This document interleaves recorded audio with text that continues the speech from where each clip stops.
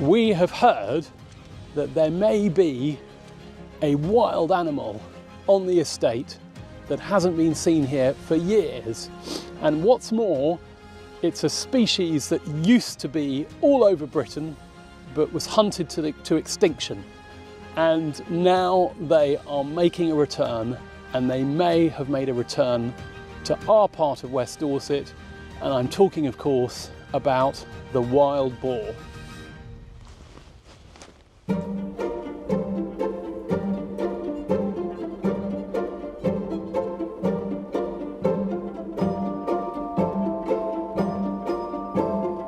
Why do we think we've got wild boar here at Mapperton?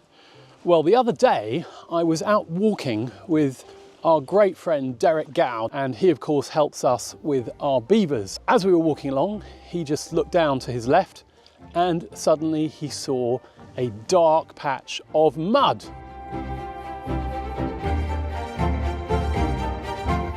So there's been a moment of excitement here at Mapperton because anytime you go anywhere with Derek on the estate, he sees things that the rest of us miss. And of course today he spotted these two sort of wallowing areas where we've got this bare ground. For a moment, Derek, there was some excitement thinking that this might be wild boar returning to Mapperton. What do we think? Our friends from Holland, what do you think? Yeah, it's definitely boar. Yeah. You can see the hoof prints on front and their extra toes on the back, which are very close to the hoofs. So this is boar? Yeah, definitely. This is wild boar? Definitely, yeah. Yeah. We've got some Tamworth pigs just up over there, and they're about, what, 3 years old? 2 years old? Born in June. Do you have a boar in with them? And we don't have a boar in with them. No. So we could be getting what are called iron-age pigs, which is a combination of the two. Definitely. And that would be great fun. But just the fact that they're a boar back at Mapperton is tremendous news. And you can see they've actually taken up. That's watermint, isn't it? So there's all these tiny bits of root. Yeah, lots of root. And then there's that. You might find their scent marking in there as well, Luke. It's definitely worth. That's fresh, and then the other one, that's fresh. Yeah. But that's been something in there. Right, we have found some more clues as to what's going on here with the boar. They seem to be after a particular plant root. Is that right? Yeah, no, so these ones, they lay these out of the way because these are dead man's fingers. So there's obviously some kind of plant that they're eating here. You said some mint, water mint maybe.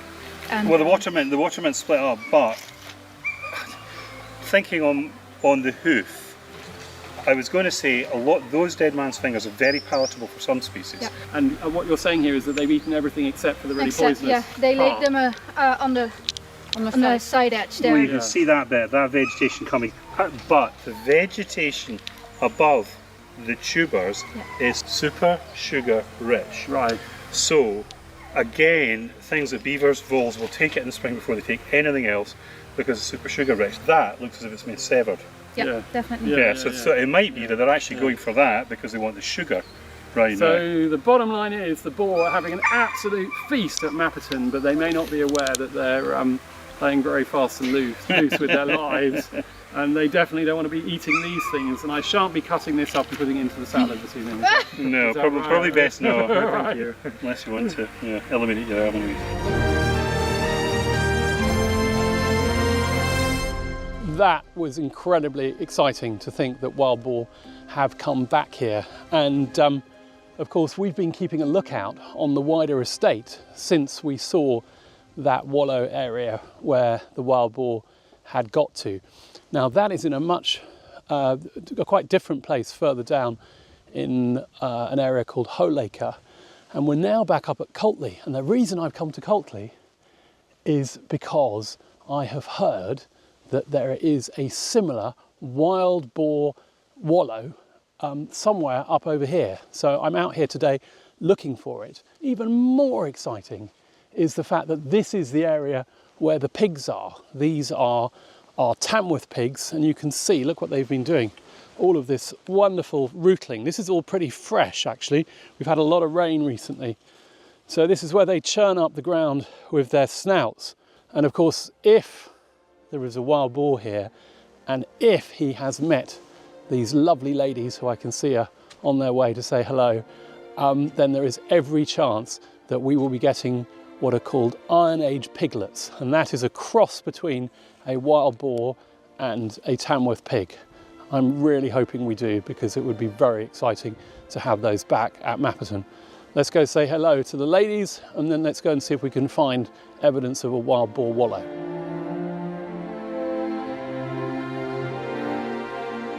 All they want is some nice back scratch, really. We know that, and we know they're particularly fond of some tummy rub as well. And there you go, look what's happening to this one. She is already thinking, oh, I'd much rather have this on my back. There we go. We get her down, over she goes. And we give her a lovely tummy rub. And look, she's got her eyes closed.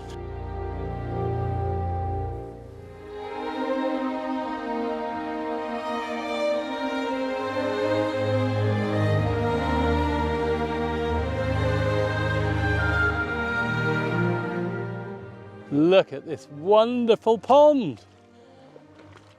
It's terrific. This is what happens in the winter when we've got more water, and it comes down and it's created a pond in this whole area. Unfortunately, it doesn't stay like this through the summer, but in the winter this is what we get, and this is obviously wonderful for wildlife, and of course a lovely place for the pigs to come and wallow. Their coats are so lustrous and golden. I don't know if you can see, there's it's like they've got a layer of gold paint on the outside, which suggests to me they've been keeping themselves very clean. And how will they have kept themselves so clean? They will have gone for a swim in there.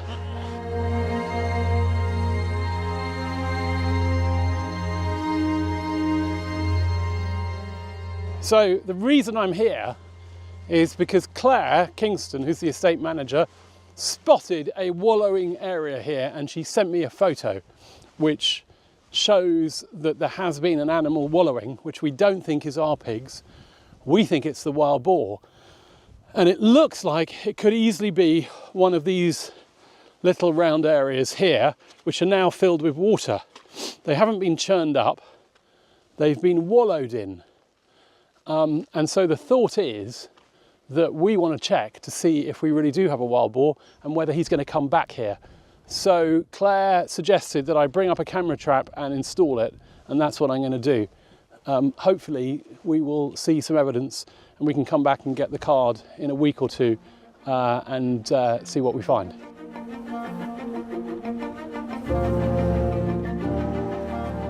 Right, we've set this up. It's in trail camera mode. That means when anything comes close to it, it will take a photo.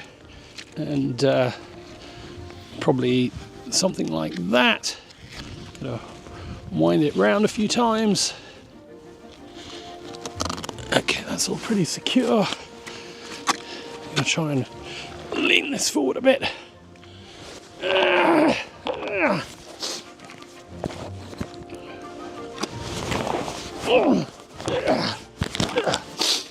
Right, now it is pointing directly at the wallowing area, and we can just leave it be. That is a good outcome, and fingers crossed we've got a wild boar, but we won't know for a week or two.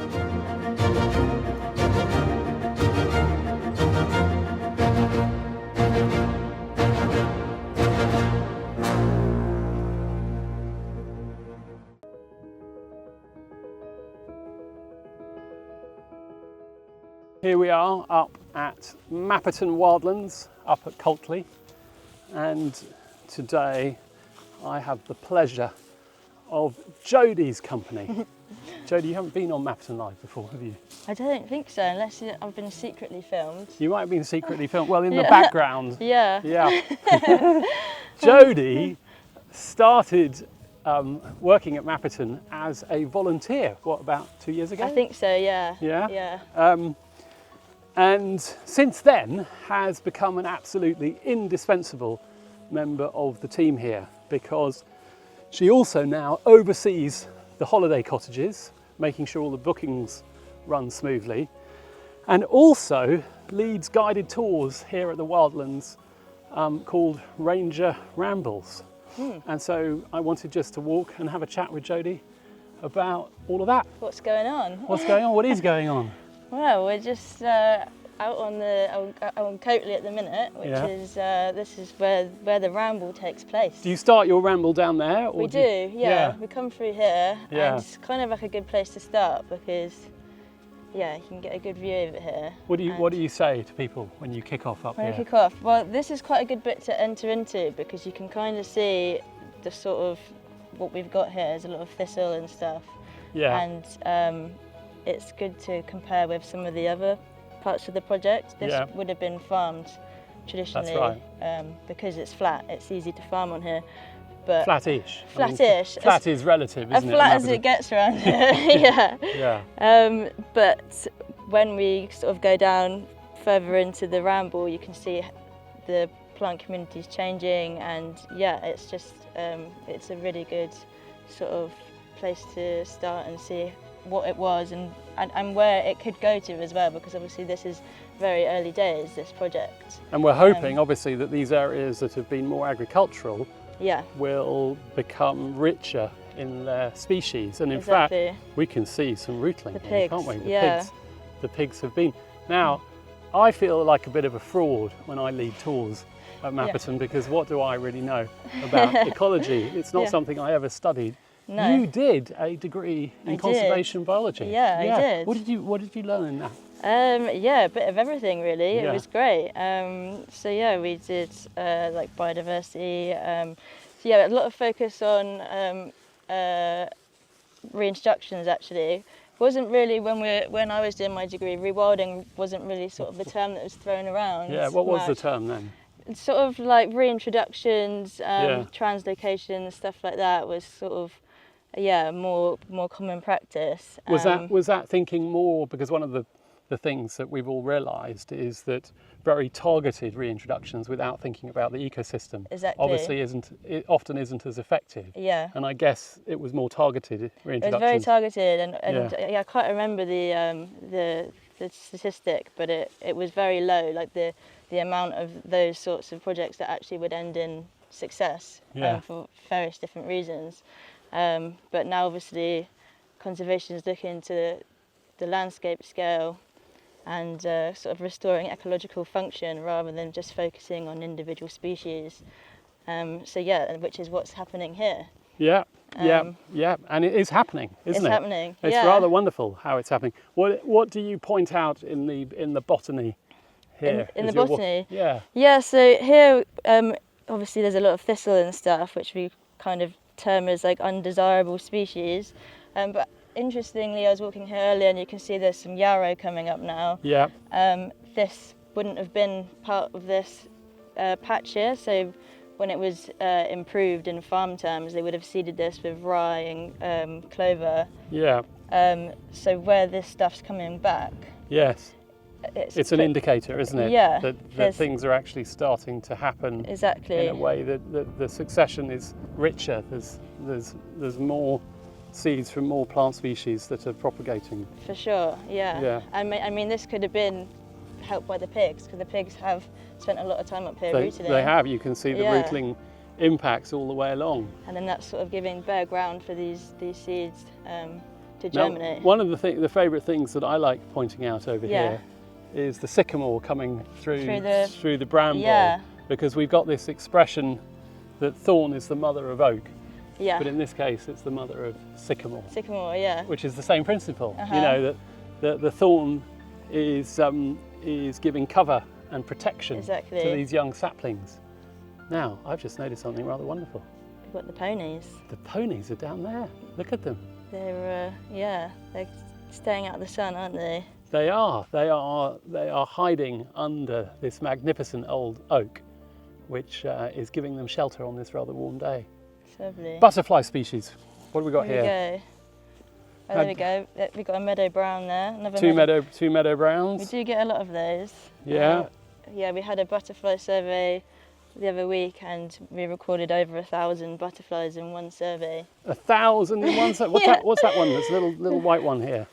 Nesta's really good at butterflies, but I'm... Where's the little white Well, one? it was just here. It was a moth. Was it a A moth? day Oh, it was a flying moth. moth, Yeah, yeah. it's a day flying moth. Okay. Yeah. Did your 1,000 butterflies include moths, or was that just butterflies? So we record day flying moths if we can identify them and if we see them, Yeah. but they're a lot more cryptic than butterflies. Right. So yeah, I mean, it's nice to take those observations, but if we wanted to do proper moth Yeah. science, then you'd want the experts. And this is because Jodie is still volunteering here at Mapperton and taking part in the surveys, which are so important. And those surveys are all being fed into an online database, aren't they? Yeah. Do you want to talk about that? Yeah. It's butterfly conservation, isn't it? Yeah, so all of the surveys that we do, obviously we're going to be using here for our own research, and we've got Tom Brenton, the ecologist, that Yeah. will likely be reviewing this data as well, but it also feeds into the national database, Yeah. so that across the UK we can see what's happening, and also butterflies are such a good indicator species for what's going on in the land, because they respond very quickly to environmental changes, Right. and Right. it's quite an easy thing to survey. So especially- if we see from one year to the next Yeah. either a large increase or decrease, yeah. then that is an indicator of things getting more or less healthy. And Yeah. have you noticed any differences yet, would you say, or is it too early in the project? Well, it's quite early, but this year I think everyone would agree that's been spending time on the project that there's been more butterflies here than anyone's seen. So there's obviously, something's improved. There's more nectar and stuff for the butterflies, Yeah. and probably more diverse plant species, because obviously a lot of butterflies have specific plants for their caterpillar stage. So Right. I think the more generalist ones, they're butterflies, but they can be quite specific when they're in their caterpillar phase. So yeah, by having a diversity of plants here, then we're helping to support that diversity. And yeah, we're definitely seeing it. I mean, the weather's been a bit better this year than last year. Yeah. Had all that wet, so it Yeah. was a bad year for butterflies anyway. So there is that might impact Might be skewing it. things, might Yeah. be biasing it. But Yeah. over a long time, you should We be should able be able to to see the that. trends. Now Yeah. you've got your clipboard here. Got my clipboard. We'll come on to what this is in a moment. But this is how we record butterfly species. So Yes. that's your guide, isn't it? So if Yeah. you're- But here, yeah. So we just we have 10 points in a transect, and we just walk the transect and record what we see in These the are your numbers. 10 points across here. Yeah. And these are your species down They're the the bottom. species, yeah. You haven't filled this one in because there was nothing. No, so it's kind of hard to do it like that. So I do it on the back. See, Ah, right. And then you that's fill a it in little, after. little life hack. Right. Because otherwise, if you put in a number, you're going to keep rubbing it out. So it's easier to do Right. a tally, and then you're going to fill it in on the other side. and then I fill it in on the on other the other side. side. Yeah. Yeah. Brilliant. So Now, if people come on a ranger's ramble here, Yes. they're not part of the surveying, but they No. do get to see an awful lot. Exactly. What would your pitch be as to why people should come and join you on one of these walks? wow, it's a lovely day out. You get to come out on this. It's Get to hang out with you. get hang out with me on this Yeah. project, and here it's just lovely. Like I always notice when I'm here is how you can't hear any human sounds when you're here. Like normally when you go anywhere, if There's something, you isn't go there? really quiet, you can hear like a road somewhere or something Yeah. like that. But here you can It's never total hear a peace. road. It's completely peaceful. There's so much going on. Obviously we've got the ponies, the pigs, and Yeah. the cows, which are amazing, but then we have lots of birds, lots of yellowhammers. It's always something going on. Have you seen any interesting raptors recently? So we often see buzzards here. Saw a buzzard Buzzards, this yeah, morning. yeah. Seen a hobby here. Yeah. But we don't seem to attract kites yet. I'm surprised by that. I mean, there have been Yeah. kites seen up on the top from time to time, but I haven't seen any. I haven't seen a kite Any- here yet, no. but And yeah. listen to that. Look, we've got a gushing stream. I know, behind us, in this isn't dry it? weather, it's In this so dry lovely. weather, there's all this water going down the hill. I don't understand how the water gets uphill. in a spring. Do you understand that? Something really clever is happening because it gets pushed up the hill, comes out of the spring, Some kind of goes science. down again. There's some science Well, going that's on. chemistry, isn't it? And we're That's biologists. true, biology, right, okay. Well, I can't pretend to be anything. Jodie, let's reveal this plate. Now, Yeah, Jodie brought this plate to me and she was just so excited to show me. And I thought it was one of those little chocolate nests that you get at Easter, but it's not, is it? It's not. No. I wouldn't recommend eating this. No. I've covered it in cling film because it keeps Yeah. blowing everywhere. Yeah. But so last year we put up some owl boxes around the project. Right. That's right, and- we did, didn't we? In Yeah. fact, we've got footage of that. Okay, cool. Yeah. Yeah. So we put those up, and then last week we were doing a bird survey actually, and then we just went to check one of the owl boxes. And so when you're looking at the owl box, you're looking to see if there's cobwebs over the hole. Right. If there's not, there's obviously something Coming in and something out. coming in and out. So that was the first thing that we saw. Yeah. Was like, oh, there's no cobwebs. So then the next thing, we were looking around the base to look for pellets. Yeah. So owls, when they eat their prey, they'll eat it whole, Right. and then they will, like a few hours later, they'll regurgitate the bones and the fur and the Right, feathers, right. and it comes out in sort of like it's Little called clump. a pellet. It's like Right. a clump, like a brown clump. So yeah, we're looking around and we found two. Yeah. And you can actually identify the species from what it looks like, so Yeah. from the shape and the size. It was So what was it? it was a barn owl. It was a barn owl, Yeah. using our owl boxes. Yeah. That is just fantastic news, It's isn't amazing. it? That's so satisfying, because all the effort that goes into putting these things Exactly. up, locating them, hammering Yeah. them in. I know a bit about trying to do that. It's quite tricky. And then, of course, the barn owl decides that they want to come and visit Mapperton. We hope that you will come like the barn owl and visit Mapperton and come on one of Jodie's Ranger Rambles. And if you don't do that and you come and stay in one of our cottages, you might encounter Jodie as well, because she Yeah. oversees those as well. Anyway, Jodie, brilliant. Thank you so much. Thank you. And I hope you're enjoying yourself at Mapperton. I'm Seems loving like you it. are. It's You are. great. It's great.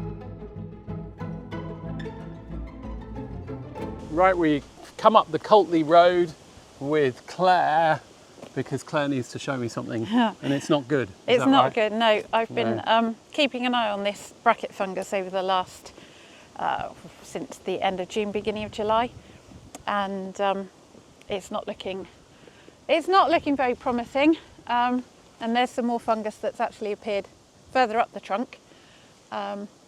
It's been dropping branches, as you can see, already, Oh my goodness. and we have been advised that it should come down because it's on the side of the road. So this is a beech tree, Yep. and this is bracket fungus. Yep, I can't And- remember the precise name of the bracket fungus, but You mean you don't know the Latin name for it? no, That's okay, Claire, nor afraid do I. not. But look at this. It started off really quite small and bright and white and dainty, a bit like the ones further up. And just in a matter of 2 months, It's really morphed sprayed. into something. So quite you can nasty. see where the tree is very damaged by the fungus and rotten in here. Yeah, It's basically now gone throughout the tree, so we can see it coming out. But that's a different type of fungus further up. it's worryingly, it's a new fungus though. It as is in, another fungus. It wasn't there the last time I took photographs of it. Right. This tree has also got fungus coming out of it, and you can see that half of it is Yeah, dead as well. I mean it's great dead wood, but if they weren't on the side of the main road or on the side of the lane, it wouldn't be so bad. I mean, the only thing to say is that they're both leaning that way. The prevailing wind comes this way. When they go, they are far more likely to go this way than that way. At the same time, yeah, the branches They've might still got come, and we can't risk that. No, because we've had some branches that have come down over here over the summer, Yeah, and there's some pretty big ones on that one still to come down. yeah, they don't look too healthy. No. Yeah. And the so- more branches that come off, the more wounds open up, the more rainwater that goes in. This tree doesn't look in great shape either, does it? No. I think it does open up some nice scope to put some new trees in there though. It does. It'd be a shame Can we- just to can we- lose them. Can we see anything particularly wrong with this tree? No, just open wounds around here. But it's mostly dead. So I think this almost certainly needs to come down as well. How old do you think they all are? I don't know. Two, 300 years? They will have been here for a very long time, and obviously planted deliberately. We've also got a really sick horse chestnut down there on the corner to Holeacre behind the yew. Yeah, And then more worryingly further up the lane towards Coltley, yeah. we've got a whole series of ash trees that I think do need to come And down. beech makes good firewood? Beech makes okay firewood. It's not Okay as good as firewood. ash, but But it's still, yeah. but it depends what it's like inside. Because do you remember we had one in one of the cottages in the village Yeah, that we took down a few years ago, and it was Yeah. absolutely rotten inside. yeah. So I think this one will be exactly the same. This might be the same. Yep. So just thinking about the aesthetics of it, if we're taking out that one, and then we're taking out this one, can we save half? I mean, there's clearly a lot of... We could pollard it or make a monolith out of it, because that one's actually got a really lovely structure. But a lot of that tree looks quite healthy. It's just this side that doesn't. Is anyone saying this one needs to come? no, at the moment just this one and the ash trees at the top. Right. Okay. So I think we need to go ahead with this, and this, sad as it always is to condemn, So the second and the tree. fourth tree. don't you think? Yeah. Do we want to go and have a look at the, is it a horse chestnut? There's a horse chestnut down there. Let's go have a look. So one of the things that we have to consider here at Mapperton is that we think rather differently about dying trees than we might have in the past. And the reason for that, of course, is that dead wood and fallen trees make fabulous habitat. The only thing is we need to make sure that where a tree is going to come down, it's not going to come down on a road, on a footpath, anywhere where there are people. And so it's these trees that are close to the edge of roads and tracks that we worry about most, and of course trees in the garden. But where we have trees on the wider estate, in the woods, even in the parkland, there is a strong case for leaving those trees, because that is part of the natural cycle. I don't know how you feel about Yeah, that. no, totally agree. Yeah. There are there are of course people who think that even in the woodlands we ought to be clearing out fallen trees, and of course in the past, when it was efficient to do so because there was use for the timber and the access didn't matter so much, we could do that. But these days the tractors and the machinery are so big and expensive that it's almost impossible to get to many places on the estate. We need a horse. We need the horses. And a horse tow logging. rope, don't we? Yeah, we do. Yeah, people are still doing that around Yep. here. Mhm. Yeah. Maybe my niece Letty could could ride a horse that tows a log. Anyway, this is the horse chestnut. Yeah, it's the horse which chestnut. Obviously isn't in great shape, but it's... I think it's just one that I'm keeping an eye on, because it's lost so many, again, big limbs recently, which have opened up yet more holes for the rainwater and other fungus to get in. Very importantly, it also has a water main Yes. going, which I've never noticed before. Haven't you? How did anyone get away with that? I guess they just did. Yeah. So what water main is that? That's It- not the water main. No, No. it runs from Holeacre and just feeds this trough, and then goes back down to Ramsmoor to feed another trough there. So this is a pipe bringing water up over the top and into a trough in the field Yep. there. And that is being pumped all the way by the pumping station down there, isn't it? No wonder it has to work hard to pump the water all the way up here and over the top. But anyway, that's of course what we need to do to feed the animals. Right, so watching brief on this one. We're not going to No, we're not going to do anything particular just at the yet. moment. Just I mean, keep an eye on that it. limb seems all right. It's the top part of the tree that is a bit more of a worry, isn't Yeah, it? yeah. Yeah.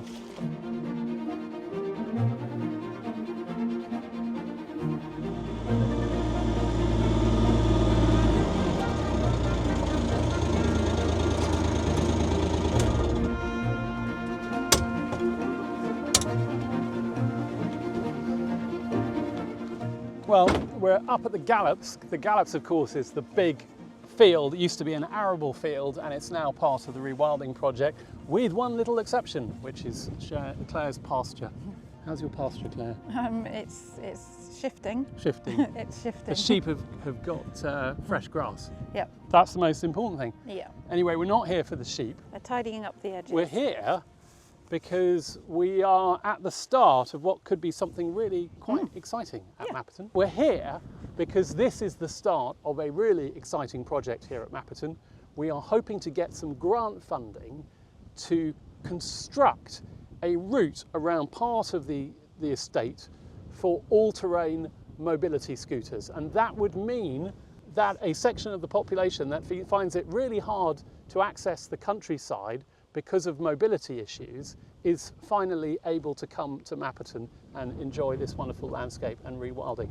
So Claire, we think that potentially the start of the experience, you come up from the coach house, you've come up the road there, and then you might begin to join the rewilding trail somewhere like here. What do you think? I think this would be a lovely start. We've already got a bit of a track that runs up through and across the Gallops. Yeah, that track has sort of emerged, hasn't it? It's funny how these things do. It wasn't planned in any way, It wasn't but there is planned. already a bit of a, and actually it's quite nice, isn't it? It's a bit of an S shape through it meanders the field. through, it goes past over to the corner. And it goes past the deer exclosure plot as well, Yeah. which although there's nothing to see at the moment, there will be in the future. And then it heads up to the track that runs along the top of the Gallops. Yeah.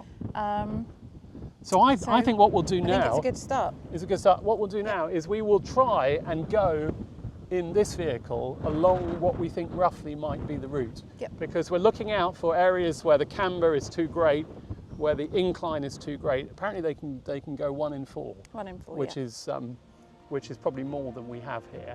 And just think about what the experience might be. So let's hop in the mule and get going.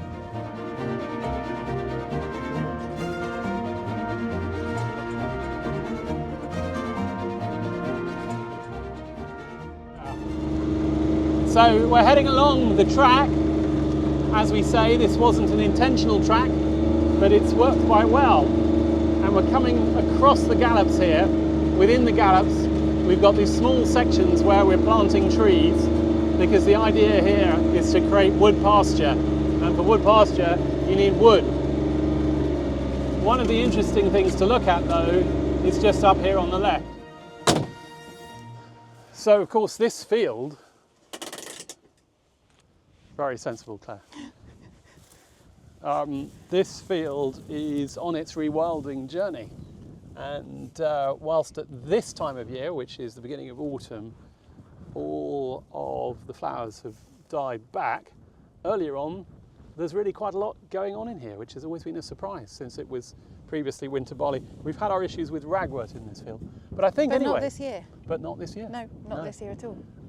Anyway, if you're coming here, this might be one of the first places you stop, partly because it's such a wonderful view, and also because you're wondering what on earth is going on in this fence. And of course, this is where we have a deer exclosure, the idea being to exclude deer from that section of the field so that we can try and see whether we get more natural regeneration because the deer are not browsing the young shoots. And how's it working so far?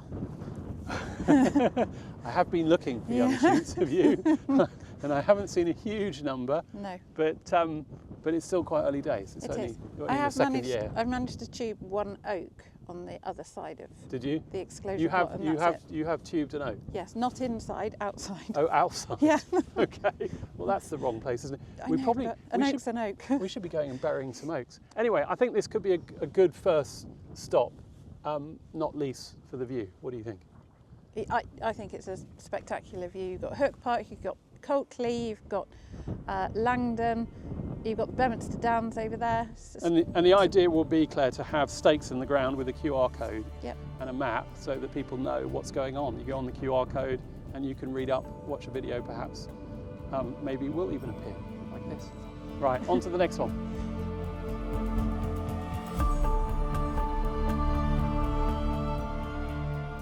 Right, so we've got out because this is actually the place that has the sharpest incline, and but this isn't where the track will be. There's actually a track just down here, and luckily I've brought with me an app that allows me to measure to see how steep the slope is, and I think we're hoping that it's going to be under 15 degrees, which I think we said was roughly 14.04 degrees is a 1 in 4 slope. Yeah, so let's have a look at this. Yeah, you see, look, that is 10 degrees. Hooray! Which ought to be fine. So far so good. We think that the mobility scooters, the all-terrain mobility scooters, can come down here, and what fun that will be. Right, let's go to the next point.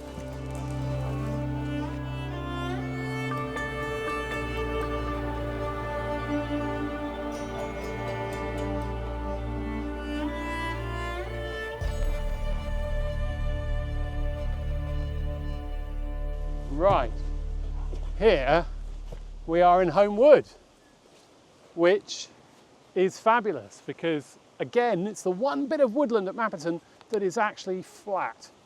And it means that they can come all the way along this path here, and then, Claire, I'm imagining we can go back through and meet up on the other side. We should be able to make a route back out through that way.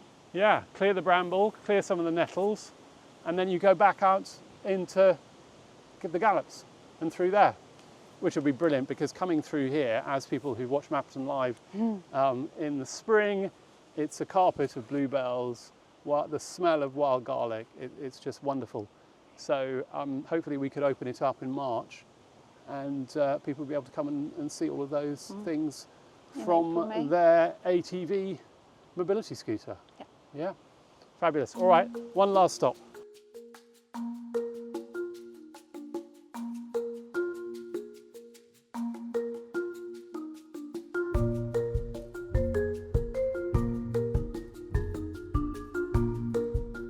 So we think that having come through the wood there, we've just followed the track around, and it may be possible to come out here. It's quite steep, this little bit here. If not, there might be another way out there. But it gives them a real sense and experience of the woodland.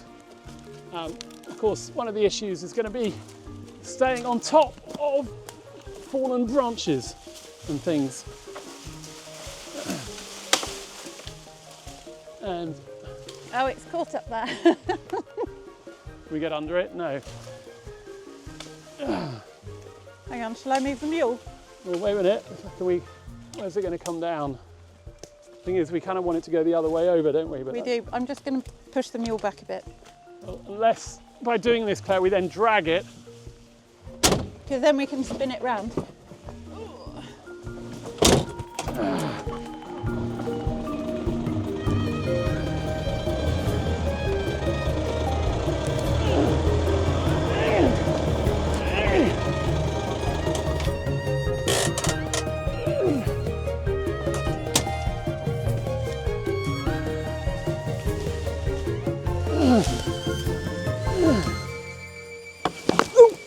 Look out.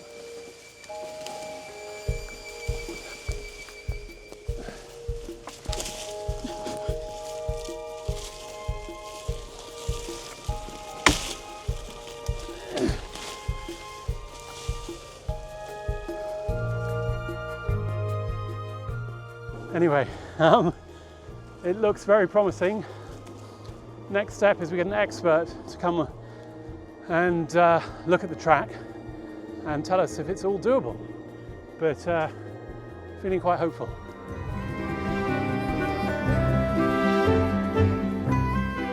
So today I'm up at the gallops. The field is looking totally waterlogged, and it's not necessarily a time you want to be trampling around in the countryside, particularly if you have mobility issues. But I'm here because today we are going to meet up with Neil, who is here to assess whether our route for people with mobility issues is going to be suitable, and in particular to try out a four-wheel drive tramper.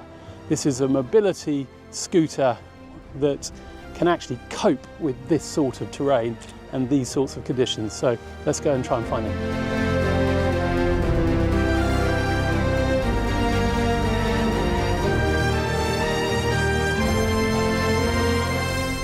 I've found Neil, I've found Neville, I've found Stuart at the back here, and this is all part of Mapperton Estate's initiative to try and open up the estate, to make it more accessible to more people.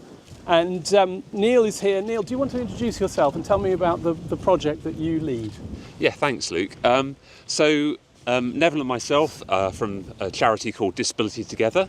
Yeah. And one of the initiatives that Disability Together runs is called Countryside Mobility, which you can see. Which is exactly what we're doing. Exactly what we're doing today, which is all about accessing beautiful places like here for people who would otherwise struggle with walking, and therefore, as a result, enable people to go out together with friends and family rather than having to stay behind in the cafe and enjoy memories in beautiful places like this. Yeah, and at the moment we are coming along here. This is actually a public footpath. It's called the Jubilee Trail.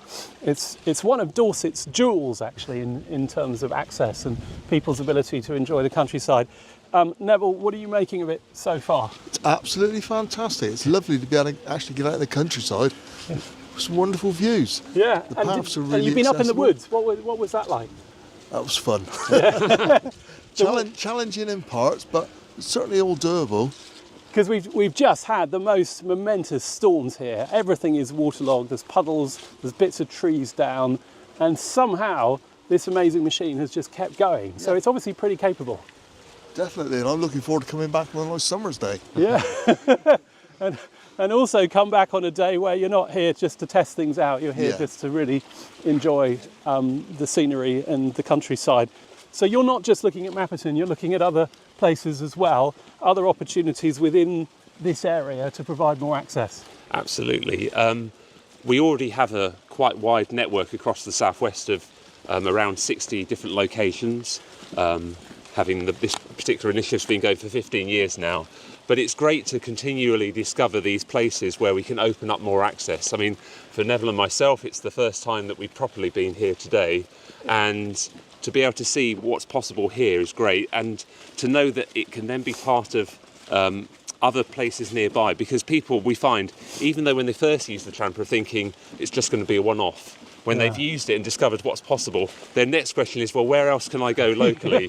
So for this to be part of a wider initiative, and for there to be other places nearby that they'll be able to go and use the tramper. We already have one or two, but that's going to be a really important thing, and it will just add, and vice versa, for people who've been at those locations to be told, well, you can come to Mapperton. Yes. That will be another great thing. So it's always such a bonus when you have a cluster of locations that people can come and use the tramper and be able to access.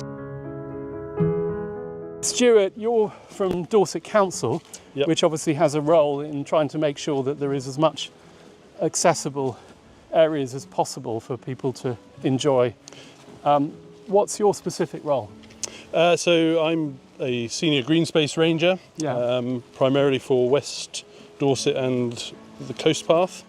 And how does this fit in here at Mapperton to the wider schemes that the council has? So I was essentially contacted by the wilding project that you've mentioned to come on and help give some advice using our experience of doing these sorts of access projects.